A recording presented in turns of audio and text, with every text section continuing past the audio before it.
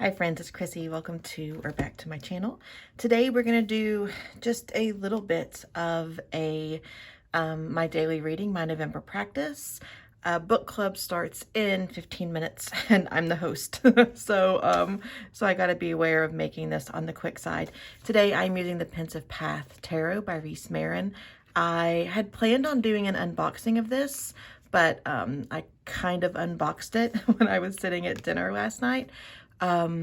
Beautiful charcuterie board and s'moresicus board with my husband and our friends, the Holtwines at Ken McTable, a really nice coffee shop in town. It's really cute. It's like in the middle of a neighborhood. We always see people we know. It's pretty great. Anyway, I didn't unbox this because I unboxed it at the table.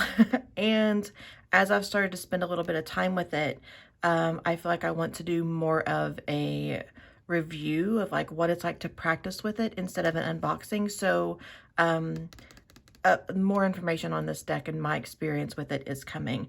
I don't know that I've looked more forward to a deck ever than this one. So, but I'm rambling, my daily practice. So I read today's reading in the Book of Daily Thoughts and Prayers. From the reading itself, I developed a little spread. The theme for the day, a way to release pride and a way to embrace trust. So let's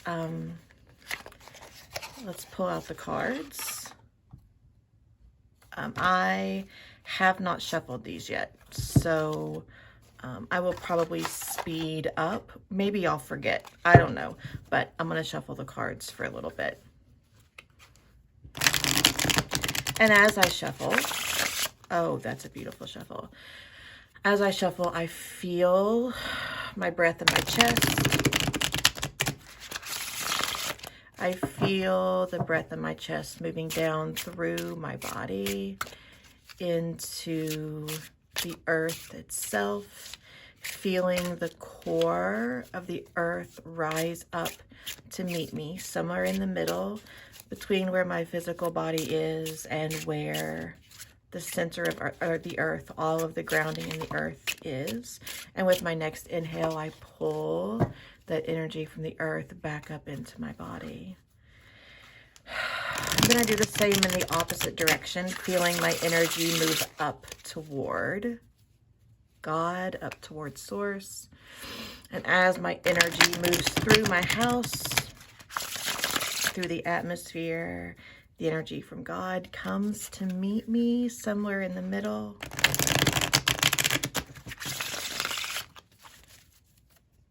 And with my next inhale, I bring the energy from Source back into my body, feeling its center in my lungs, feeling my body as the conduit, the connector between the physical world and the spiritual world. And then on the next exhale, I send that energy out through my arms to my hands, trusting that my hands are now a vehicle for all the wisdom in the physical world and all the wisdom in the spiritual world. And that my higher self, my intuition, is the third participant in this process. So I will be laying out 3 cards. The theme, a way to release pride, ego, panic, and a way to embrace trust and faith.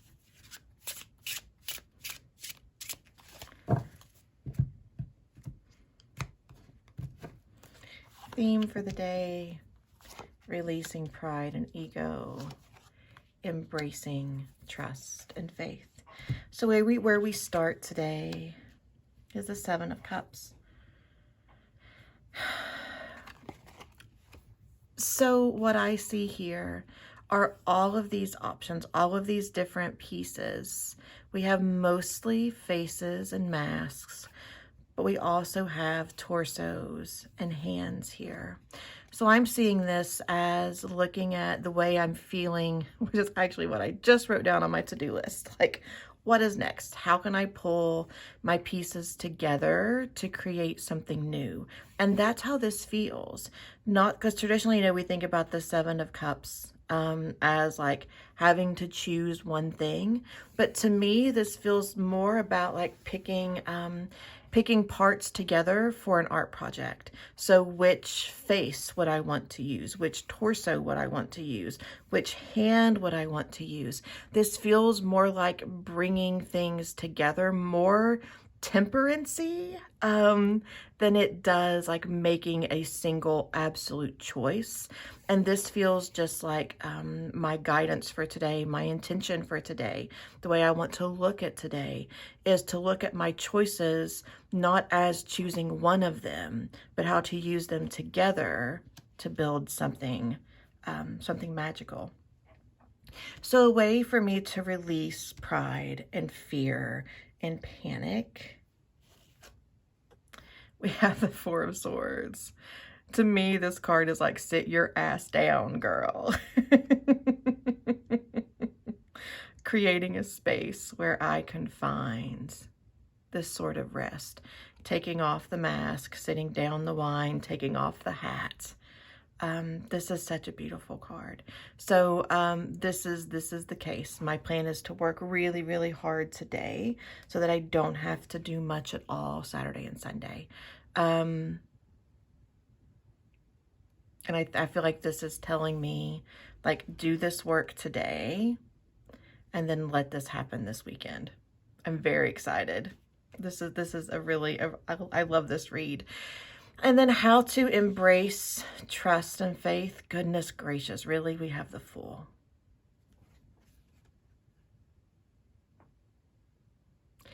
I absolutely love the expression here on the Fool. There's this sense of like disbelief, almost this sense of boredom.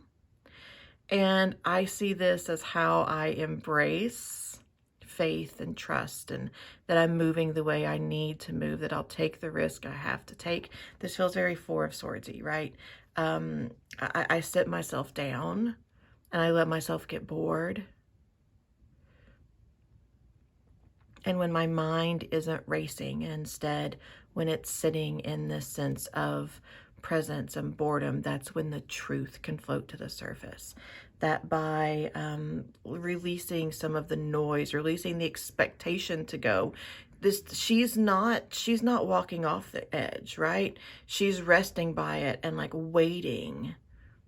She's waiting for something. And how then I use this to embrace trust. It's okay to get bored. It's okay to be annoyed. I kind of feel like maybe what I'm looking for today may not come.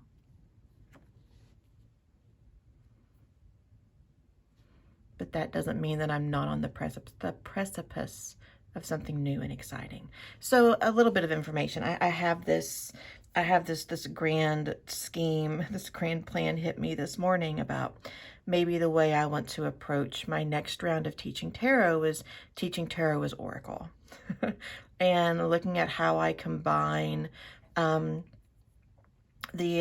oracle course that I've developed, and how to read completely intuitively, how to bring that to a deck of tarot cards. And that's really exciting to me. And I think about how I'm going to put that together. That rest is necessary. But if it doesn't come today, if I don't feel like I have the answers and the structure, that doesn't mean it's not for me. It just means not yet.